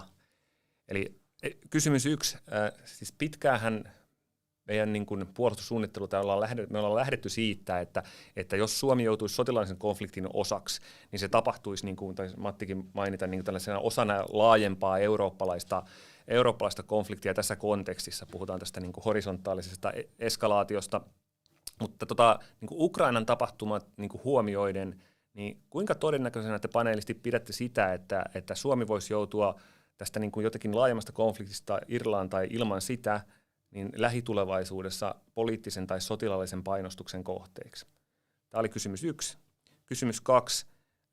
Julkisessa keskustelussa on puhuttu, ja myös poliitikkojen suusta on kuultu sitä, kuinka tärkeää on, että Suomi ja Ruotsi ottaa nämä puolustuspoliittiset niin kuin askeleensa, kansainväliset sellaiset, niin yhdessä. Kuinka todennäköisenä tai epätodennäköisenä pidätte, että jossain vaiheessa Suomen ja Ruotsin askeleet jollain tavalla niin kuin eriytyisi, tai että näissä askelissa olisi niin kuin jonkinlaista epäsynkronia, esimerkiksi jossain määrin niin kuin eriävästä niin kuin strategisista kulttuureista kummuten? Eli jos näihin kahteen kysymykseen, niin panelistit haluaa nopeat vastaukset antaa, niin se olisi hienoa. Mika? Joo, on kyselty paljon varten otettavuutta. No, voisi ajatella näin, että jos sotilaallinen uhka on, jos siihen on 1% todennäköisyys, niin silloin se on varten otettava. Eli ihan sen takia me olemme ylläpitäneet niin kuin, kuitenkin mittavaa puolustustehokkuutta Suomen niemellä vuosikymmeniä, jos ei vuosisatoja. Sehän on ollut tämä historian iso opetus ja se keskeinen muisti. Eli semmoisia tilanteita aina silloin tällöin on sattunut, jossa siis sotilainen uhka on tänne niin kuin kohdistunut. Ja usein se on ollut osa laajempaa konfliktia Euroopassa ja sen häntä on niin kuin liipannut tänne. Eli tämä sota on omanlaisensa peto ja sen rauhoittaminen ja vakauttaminen on tärkeää, ne on rauhan työtä ja tässä yhteydessä just nämä kudelmat ja erilaiset instituutiot, kuten NATO, niin ne on osa siis vakauttavaa rauhan elementtiä. Sitähän tarvitaan sodana lääkkeenä, sitä rauhaa, eli usein käytetään melko sotaisia termejä, mutta mikä se Suomen tavoitehan on, niin kuin rauhoittaa ja vakauttaa asioita. Ja sitä vakautetaan sotilaallisilla pidäkkeillä, mutta sitä vakautetaan myös muilla keinoilla, siis ennaltaehkäistään eskalaatiota monellakin tasolla. Johanna toi esiin tämän diplomatian, Suomi on ollut aktiivinen tässä suhteessa, eli kyllä niin kuin Suomen tämä vakauspolitiikka ja se perinne, ja tämä liittyy sen toiseen kysymykseen, on kuitenkin se motivoiva pitkä linja, josta sitten löytyy vastaukset joko tähän terästettyyn kudelmaan niin kuin vakauttavana elementtinä tai sitten siihen NATO-jäsenyyteen, niin kuin se presidentti Ahtisaaren näkemys NATOsta niin kuin demokratioiden vakauden vaalijana.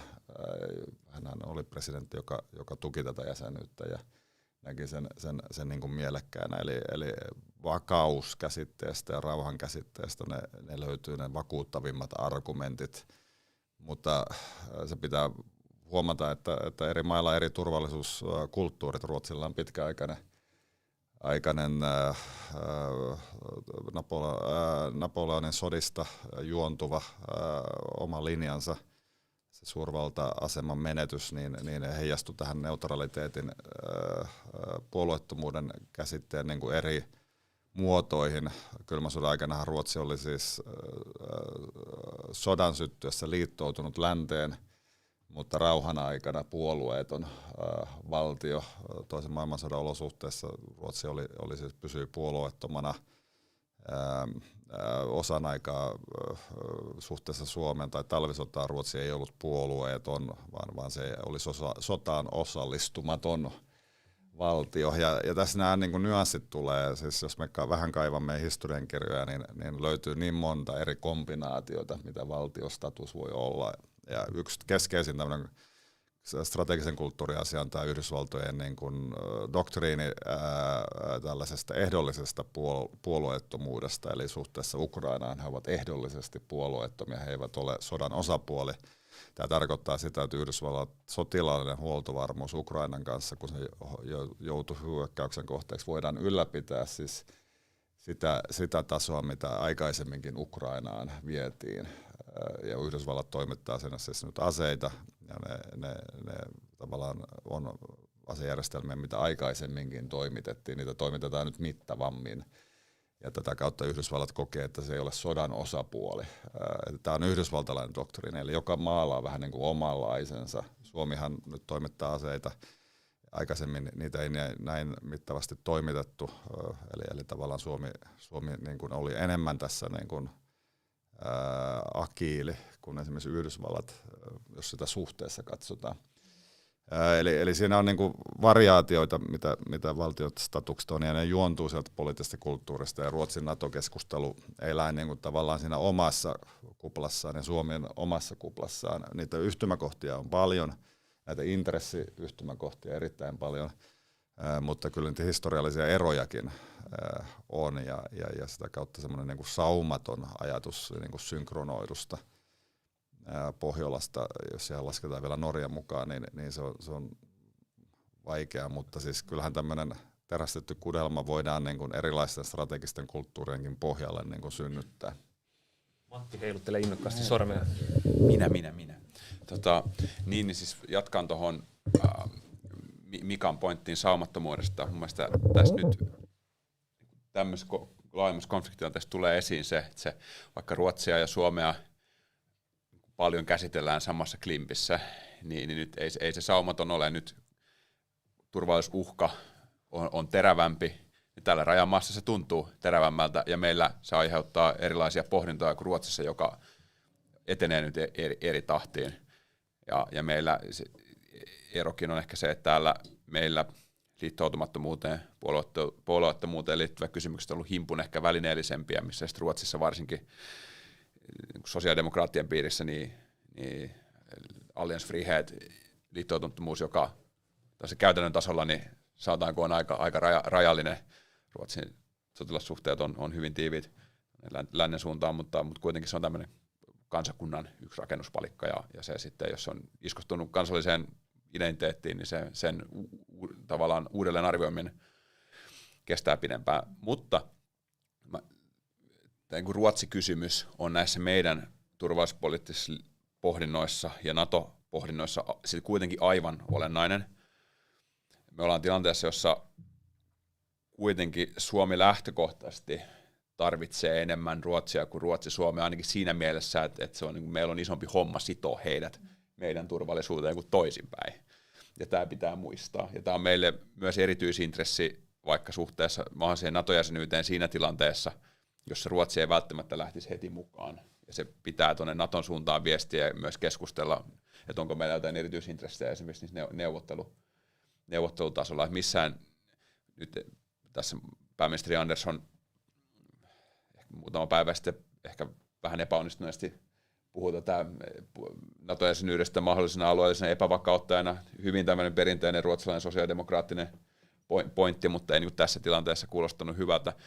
Mutta niin kuin Suomessa ei ole vähääkään varaa semmoiseen pitäkään tukkinne asenteeseen niin kuin Ruotsin suhteen, vaan se pitää, se on ihan niin kuin näissä luen niin kuin ydinkysymyksiin, mitä meillä niin kuin nyt käydään, että miten se Ruotsi pysyy mukana, koska vielä viimeinen pointti, ennen kuin mä lopetan.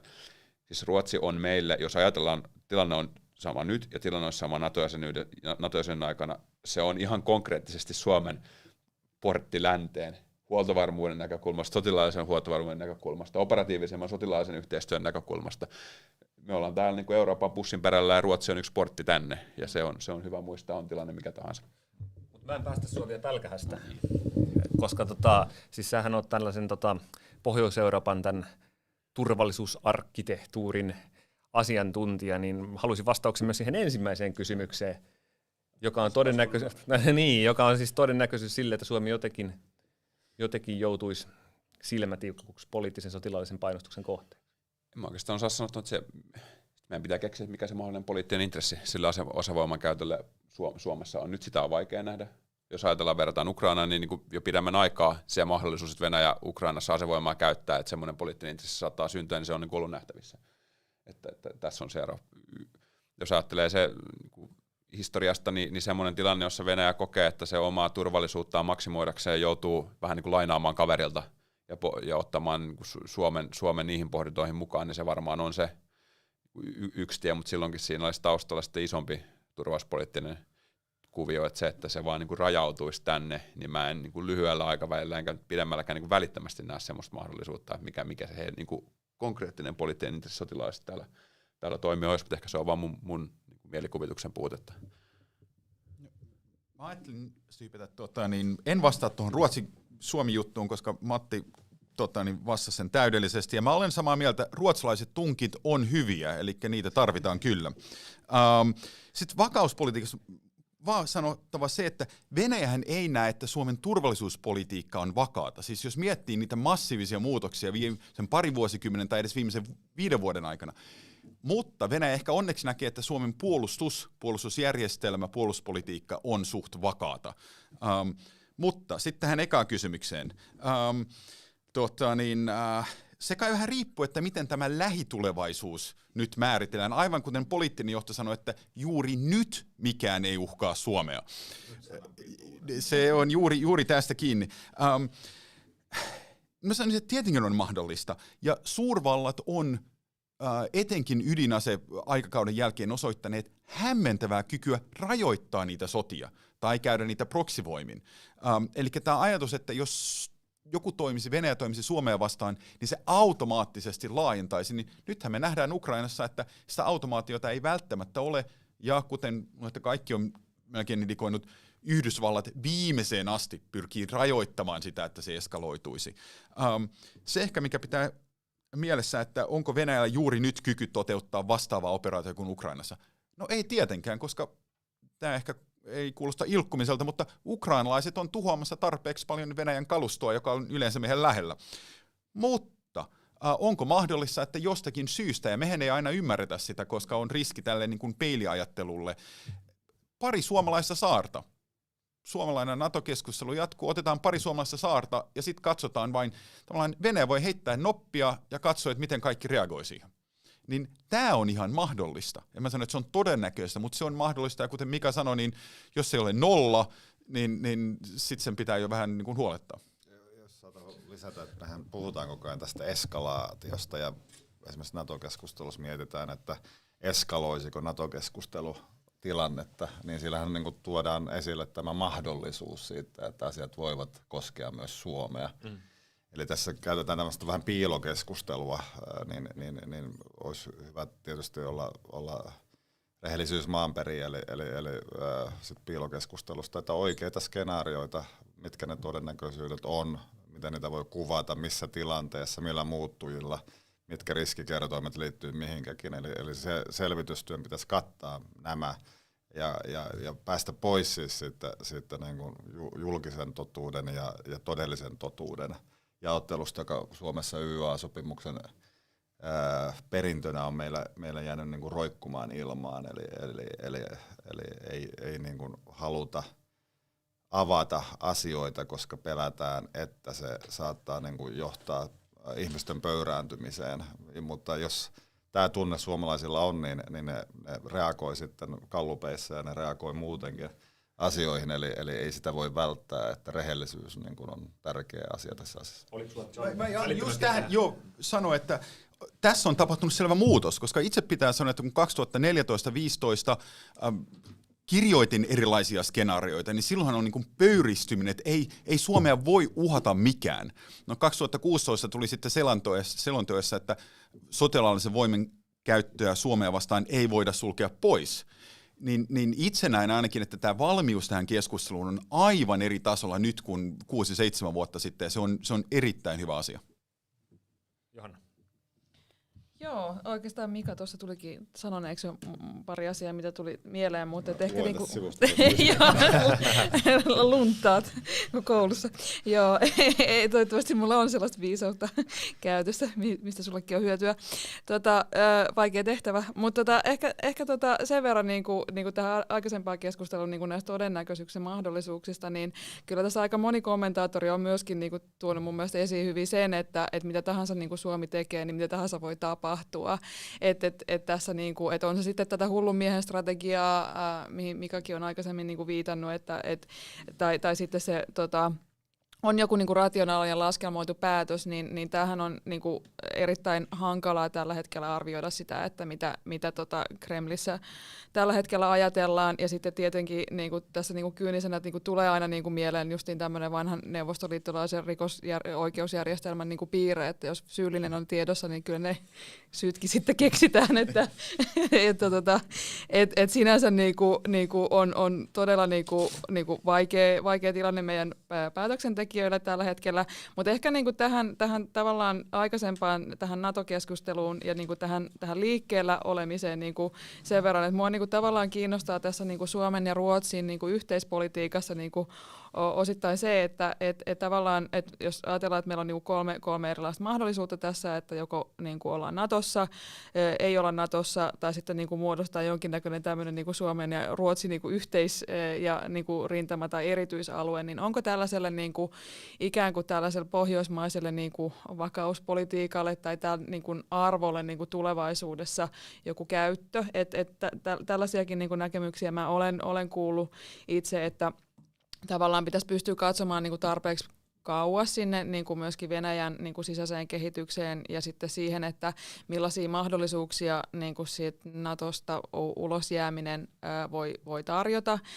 Ja niin kuin tämän kolmannen tämmöisen vaihtoehdon niin kuin jotenkin nämä nyanssien erottaminen ja sellaisen niin kuin pohdiskeleminen, niin minusta olisi hyvin kiinnostavaa, ketkä asiaa niin kuin paremmin tuntee, koska tämä myöskin, niin kuin, jos puhutaan, niin kuin, että on niin kuin hankalaa esimerkiksi niin kuin keskustella siitä, että niin kuin ollaan joko Natossa tai ei, mutta olisiko tässä niin kuin jotain muunlaisia vaihtoehtoja, mitkä sitten ne mahdollisuudet ja todennäköisyydet niin kuin on ja miten sellaisella politiikalla ehkä sitten niin kuin jatkossa voitaisiin niin kuin ehkä niin kuin jotain lisäarvoakin tuottaa. Että tähän tietenkin niin kuin liittyy myöskin se, että osana NATOa, tästä ehkä keskustellaan vähän vähemmän, mutta että kyllähän sitten niin kuin osana NATOa Suomenkin on niin kuin velvollisuus niin kuin puolustaa niin kuin muita ja olla mukana siinä kollektiivisessa puolustuksessa, eikä niin kuin pelkästään se ole silleen, niin kuin, me ei olla pelkästään saajapuolella siinä, niin kuin myöskin tällaisen niin kuin, tavallaan niin kuin keskustelujen näiden nyanssien ja erilaisten niin kuin mahdollisuuksien niin kuin erottaminen voisi olla myös ihan kiinnostavaa. Okei, kiitoksia. Nyt mennään kiireesti jo näihin yleisökysymyksiin. Oikeastaan voisin tuosta niputtaa 3 kysymystä. Katsotaan vähän tätä lavempaa niin kuin toimintaympäristöä ja niin kuin ehkä myös niin kuin suurvaltojen sisäisiä kysymyksiä. Eli tässä niputetaan yhteen 1 kysymys Venäjästä, 1 kysymys Kiinasta, 1 kysymys Yhdysvalloista. Eli Venäjästä kysytään, voiko Venäjän virhearvio olla niin suuri, että se hajoaa sisältäpäin ja pirstaloituu lisää loppujen lopuksi, ja kansa nousee voimakkaasti kadulle, kun talous menee kuralla?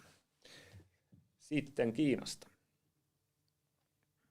Vaikuttaa siltä, että eristämisen takia Venäjä tulee vajoamaan Kiinan vasallivaltioksi. Mitä siitä pitäisi ajatella, vai voiko sellaisesta skenaariosta ajatella vielä mitään? Ja sitten kolmanneksi Yhdysvalloista, jos mä löydän sen nyt täältä. En muuten löydäkään, mutta siis kysymys liittyi siihen, että mitä se tarkoittaa Yhdysvaltojen sitoutumiselle Euroopan puolustukseen, jos Trump tai hänen kaltaisensa valitaan presidentiksi. Näihin 3 kysymykseen kuka aloittaa? Mennään järjestyksessä. Matti aloittaa. Ehkä jos kommentoin viimeistä kysymystä Trumpista, että se itse vähän niin kuin listannut NATO-jäsenyyden hyötyjä, riskejä ja epävarmuustekijöitä. Ja tämä Yhdysvaltain sisäisen tilanteen kehitys on yksi epävarmuustekijä, että Trumpin edellinen kausi oli Naton näkökulmasta semmoinen vähän kuolemanrajakokemus. Eli käytiin lähellä ne riskit oli aidot. Ja se, että polarisoitun sisäpoliittinen ympäristö, niin minkälaista johtajaa ja kuinka, mitä mä sanoisin, niin tavanomaisesta yhdysvaltalaisesta ulkopoliittisesta ajattelusta poikkeavia näkemyksiä nousee tuonne korkeammalle tasoon. Se on mun mielestä ihan yksi näitä kysymyksiä, jossa me joudutaan sisäisesti miettimään, kuinka todennäköinen se riski on, koska sit tällä hetkellä lyhyellä aikavälillä niin Euroopan turvallisuus- ja puolustuspoliittinen arkkitehtuuri makaa kyllä Yhdysvaltojen valta-aseman varassa, ja jos Yhdysvallat sanoo goodbye, niin se on valtava shokki, josta ei ihan heti toivuta, että se on ihan avainkysymys. Joo, Matti kiteytyi tässä olennaisen, jos katsotaan syvempiä yhteiskunnallisia virtoja Amerikassa, Gallup-dataa vuosien kuluessa, niin selkeästi 2 uhkakuvaa Yhdysvalloissa yhdistää kansaa. Venäjään suhtaudutaan Yhdysvalloissa negatiivisesti, ne on 79-85% nämä negatiivisuuslukemat, ne on siis negatiivisempia kuin ne oli kylmän sodan aikana, eli ne yhdistää puolueita. Eli Trump on uniikki tässä kaikki America First ihmiset eivät ajattele samalla lailla kuin Trump, ja Trump ehkä nyt ei kuitenkaan ole todennäköisin seuraava presidentti, vaikka kysymys on täysin auki, koska Joe Biden todennäköisesti on yhden kauden presidentti.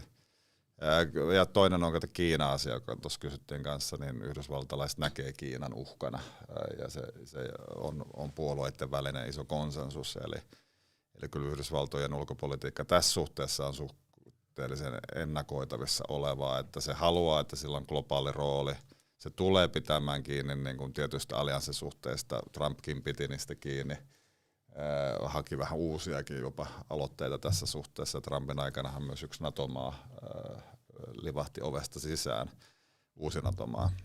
Ja sitten Yhdysvallat tulee käyttämään sitä välineistöä, mitä sillä on käytössään. Se on sitä käyttänyt koko kylmän sodan jälkeisen ajan. Yhdysvallathan on siis käytännössä sotinut sotia koko ajan. Eurooppaa sota ei ole sillä lailla liipannut Jugoslavian hajoamissotia ja Kosovon jälkeen, jos ei tätä terrorismiasiaa oteta huomioon. Eli Kiina odottaa ja katsoo, toihan on tosi hyvä tilanne sille. Venäjä teki valinnan, niin se oli vähän etukenoinen. Se ilmoitettiin ennen olympialaisia Kiinan presidentille, että sota on alkamassa ja tehtiin yhteinen julistus. Siinä Kiina ei sitoutunut mihinkään kummoseen Venäjän suhteen. Arktinen alue mainittiin monta kertaa. Siinä dokumentissa itse asiassa mainitaan siinä useammin kuin muut alueet. Eli siinä on tiettyä niin kuin, ehkä niin kuin Kiinan ja Venäjän yhteistyöpotentiaalia. Kiina odottaa ja katsoo, miten Yhdysvallat toimii ja kuinka länsi toimii, miten Euroopan unioni ja demokratiat toimii tässä tilanteessa. Ja tavallaan myös tätä haastetta vastaan niin kuin tietty jämpti, tiukka, niin kuin presidentti Niinistö sanoi, tiukka linja suhteessa Venäjään on järkevää. Se on tavallaan stabilisoiva, demokraattinen, vapaan maailman voima, joka tuottaa siis niin kuin rauhaa. Kiina ehkä ajattelee myös, että sen hetki ei ole juuri nytten tämän Venäjä-episodin jälkeen, mutta milloin se sitten tulevaisuudessa on. Kiina on myös hyvin riippuvainen Euroopan unionin ja Yhdysvaltojen markkinoista, ei samalla lailla ole riippuvainen Venäjästä. Venäjä otti aikamoisen riskin tässä näin ja toivottavasti se riski asettaa Venäjälle rajat ja toivotaan, että se suurvaltakunnia ei ole se keskeinen ajuri asioissa, kun se on nyt loukattu.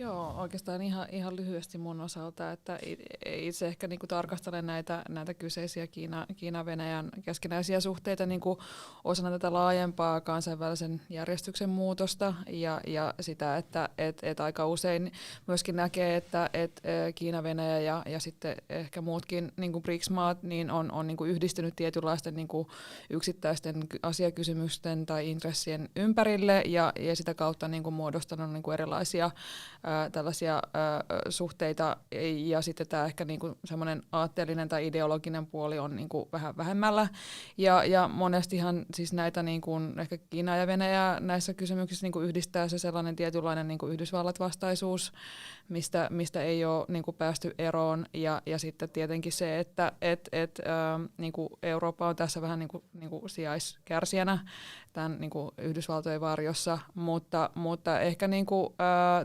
sen verran on niinku liian jotenkin varhasta ehkä niinku arvioida näiden niinku suhteiden muuttumista ja niitä niinku pidempiaikaisia seurauksia, et en osaa siihen ottaa kantaa tässä vaiheessa. Kollegat tyhjensi pajatson. No niin, hyvä. Yksi tästä jäi puuttuun tuosta äskeisestä suurvalta-asemoinnista, ja se on tietysti Euroopan unioni. Siitä on tullut ainakin yksi kysymys.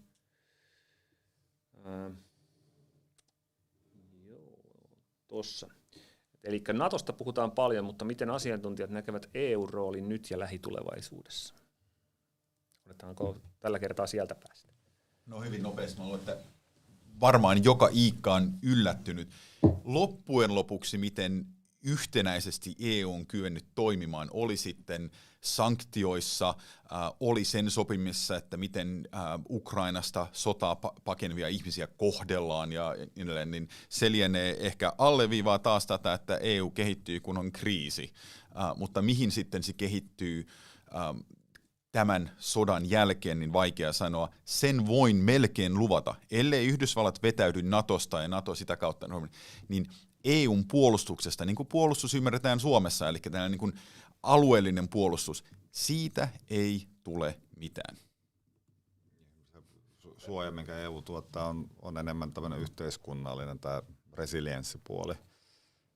Siellä EUlla on kyvykkyyksiä, huomattavia kyvykkyyksiä tässä geoekonomisen välineen käyttämisessä, eli Yhdysvallat haki nimenomaan EUsta kumppania, kun Venäjää padottiin sanktioiden avulla.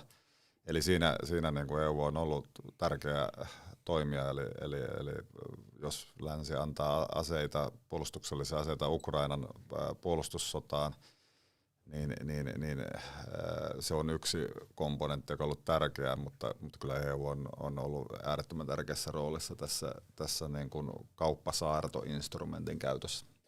Mä pyytäisin Charlie vielä jatkaa siitä, että voitko sä vääntää tällainen niin rautalangasta ja selventää, että minkä takia siitä ei tule mitään? No sen takia, että jotain niin kuin niin kuin eurooppalainen kollektiivinen turvallisuusjärjestelmä on olemassa ja sen nimi on NATO, eikä edes suurella NATO-jäsenellä, puhumattakaan pienistä, ole pienintäkään intressiä kahdentaa näitä. Haluaako ne, että NATO ja EU tekee yhteistyötä esimerkiksi siinä, että miten eri maiden joukot voi siirtyä rauhan tai kriisin aikana yli rajojen helpommin, niin kutsuttu military mobility, joka on täysin EUn niin kuin paletissa. Kyllä, ja halutaanko lisää yhteistyötä EUn puolustusinvestoinnin tutkimusten hankinnan saralla? Kyllä, mutta se on eri asia kuin tämä oikeat puolustussuunnitelmat, esikunnat ja muut. Ei haluta kahdentaa, koska sellainen on jo. Kiitoksia. Joo, ihan samaa mieltä siitä, että kyllä EU on nyt terästänyt rivinsä ihan ennennäkemättömällä tavalla ja siitä on tullut tämä geopoliittinen komissio, mitä oli niinku toiveissa, mutta ehkä niinku tavalla, joka ei ollut toivottu sitten kuitenkaan tämän sodan myötä. Mutta ehkä niinku sen verran tähän niinku EU-yhtenäisyyteen niinku vielä täytyy sanoa, ja tämä liittyy ehkä myöskin tähän meidän omaan suomalaiseen keskusteluun, että kyllä näiden niinku Venäjä-ymmärtäjien ja tällaisten Venäjä-selittäjien tai sitten niinku hyödyllisten idioottien määrä niinku tässä on niinku jatkuvasti ollut niinku laskusuhdanteessa tämän kriisin myötä, että kyllä siinä niinku on mun mielestä ihan niinku, hyvä paikka myöskin niinku sitten jatkossa tarkastella ja pohtia sitä, että kuinka niinku tämän Venäjä-ymmärtäjien niinku jo ennen Georgian sodan niinku jälkeisenä aikana 2008 lähtien, niin kuinka niinku, mikä tämän porukan niinku rooli sit ylipäätään on ollut siinä niinku vahvemman EUn rakentamisessa, että se on varmaan semmoinen yksi kiinnostava kysymys, kyllä. Matti vielä nopeasti, jos mulla on yksi kysymys ennen kuin lopetetaan vielä. Voisi puhua EU- ja Euroopan osalta voimaantumisen puuskasta, mikä sekä toissa viikonloppuna näkyy, kun niitä massiivista sanktioista, niin kuin puhutaan, päätettiin. Ja jotenkin tuntuu, että tämä kaikki kiteytyy aika paljon Saksaan myös. Saksa on ottanut isoja askeleita Nord Streamin kanssa SWIFT-sanktioissa ja puolustuksessa. Ja tämä on olennaista Euroopan puolustukselle. Puhutaan sitten niin Naton eurooppalaisesta pilarista tai EUn tulevasta puolustusyhteistyöstä, mikä, kuten Charlie sanoi, kuitenkin tulee keskittyä muualle kuin alueelliseen puolustukseen. Mutta siis Saksanhan ne mahdolliset panostukset ovat aivan massiivisia. 100 miljardia puhtaasti taisi olla niin kuin investointeihin, jos puhutaan puolustusbudjetin nostamista sinne 2% bruttokansantuotteessa sen Saksan kokoisessa maassa tarkoittaa. Se oli 30 miljardia lisää per noin paljon, jossain 20 miljardin paikkeilla vuosissa. Ja Saksa on ollut Euroopassa semmoinen käyttämätön kovan voiman reservi, mikä sitten niin kuin vahvistaa sitä, jos Saksassa, tietysti se vaatii vähän ajattelumaailmankin muutosta, että aikooko he käyttää myös puolustusta aiempaa vahvemmin heidän ulkopolitiikan instrumenttina. Että miten tätä rautaa tulevaisuudessa käytetään, niin on aika olennainen asia. Hyvä. Meillä on 2 minuuttia aikaa ja mä tiedän, että yleensä tämmöiset niin kuin tapahtumat on hyvä lopettaa kevennykseen. Mä lähden toiseen suuntaan ja kysyn niin kuin, aivan niin kuin haudanvakavan kysymyksen kirjaimellisesti. Aaltola on puhunut useasti sodan leviämisestä. Onko konventionaalinen sota NATO ja Venäjän välillä mahdollinen vai eskaloituisiko se nopeasti ydinsodaksi? Nopea kierros täältä näin ja sitten lopetellaan. On mahdollista. Ikävä kyllä mä luulen, että se eskaloituisi aika nopeasti ydinaseella uhkaamiseen ja mahdollisesti yksittäiseen käyttöön. On vaikea kuvitella tilannetta, missä sitten vähän elokuva wargame-maisesti niin kaikki siilot tyhjennetään, mutta joo, siinä se on. Hankala kysymys ehkä lyhyesti, että mahdollista, mutta ei todennäköistä. Ydinaseet ei ole mikään hävinnyt ja erilaisia ydinasedoktriineja on harjoiteltu. Esimerkiksi Venäjä on harjoitellut tämmöistä ennaltaehkäisevää ydinaseiskua naapurimaihinsa kohdistuvaa. Eli kyllä siis sitä pelotetta on ylläpidetty ja myös tämmöistä rajoitetun ydinaseen käyttöä, rajoitetun ydinsodan doktriinia on mietitty, mutta siis ne eskalaatioriskit on kaikille niin suuret, että ehkä siinä tulee niitä pidäkkeitä aika nopeasti vastaan, mutta siis sitähän käytetään ja se sotilaallinen voimahan ei välttämättä ole siis sitä, että isketään johonkin Puolaan tai isketään Suomeen tai napataan saaria, vaan siis sotilaallisella voimalla voidaan myös uhata. Ja sillä on niin kuin omat vaikutuksensa ja se Suomessa mietitään kovastikin näissä skenaarioissa, että mitä niin kuin on eri reaktiot eri tilanteissa ja ydinaseet on asia, jota ei sovi unohtaa, niin kuin kemialliset ja biologiset aseet myös. Viime viikot on ollut muistutus, että tätä geopoliittista kamppailua käydään todellisuudessa, jossa kuitenkin ydinaseet on vahvasti läsnä. Mä oletan edelleen, että se tabu, joka ydinaseiden käytön ympärille on rakentunut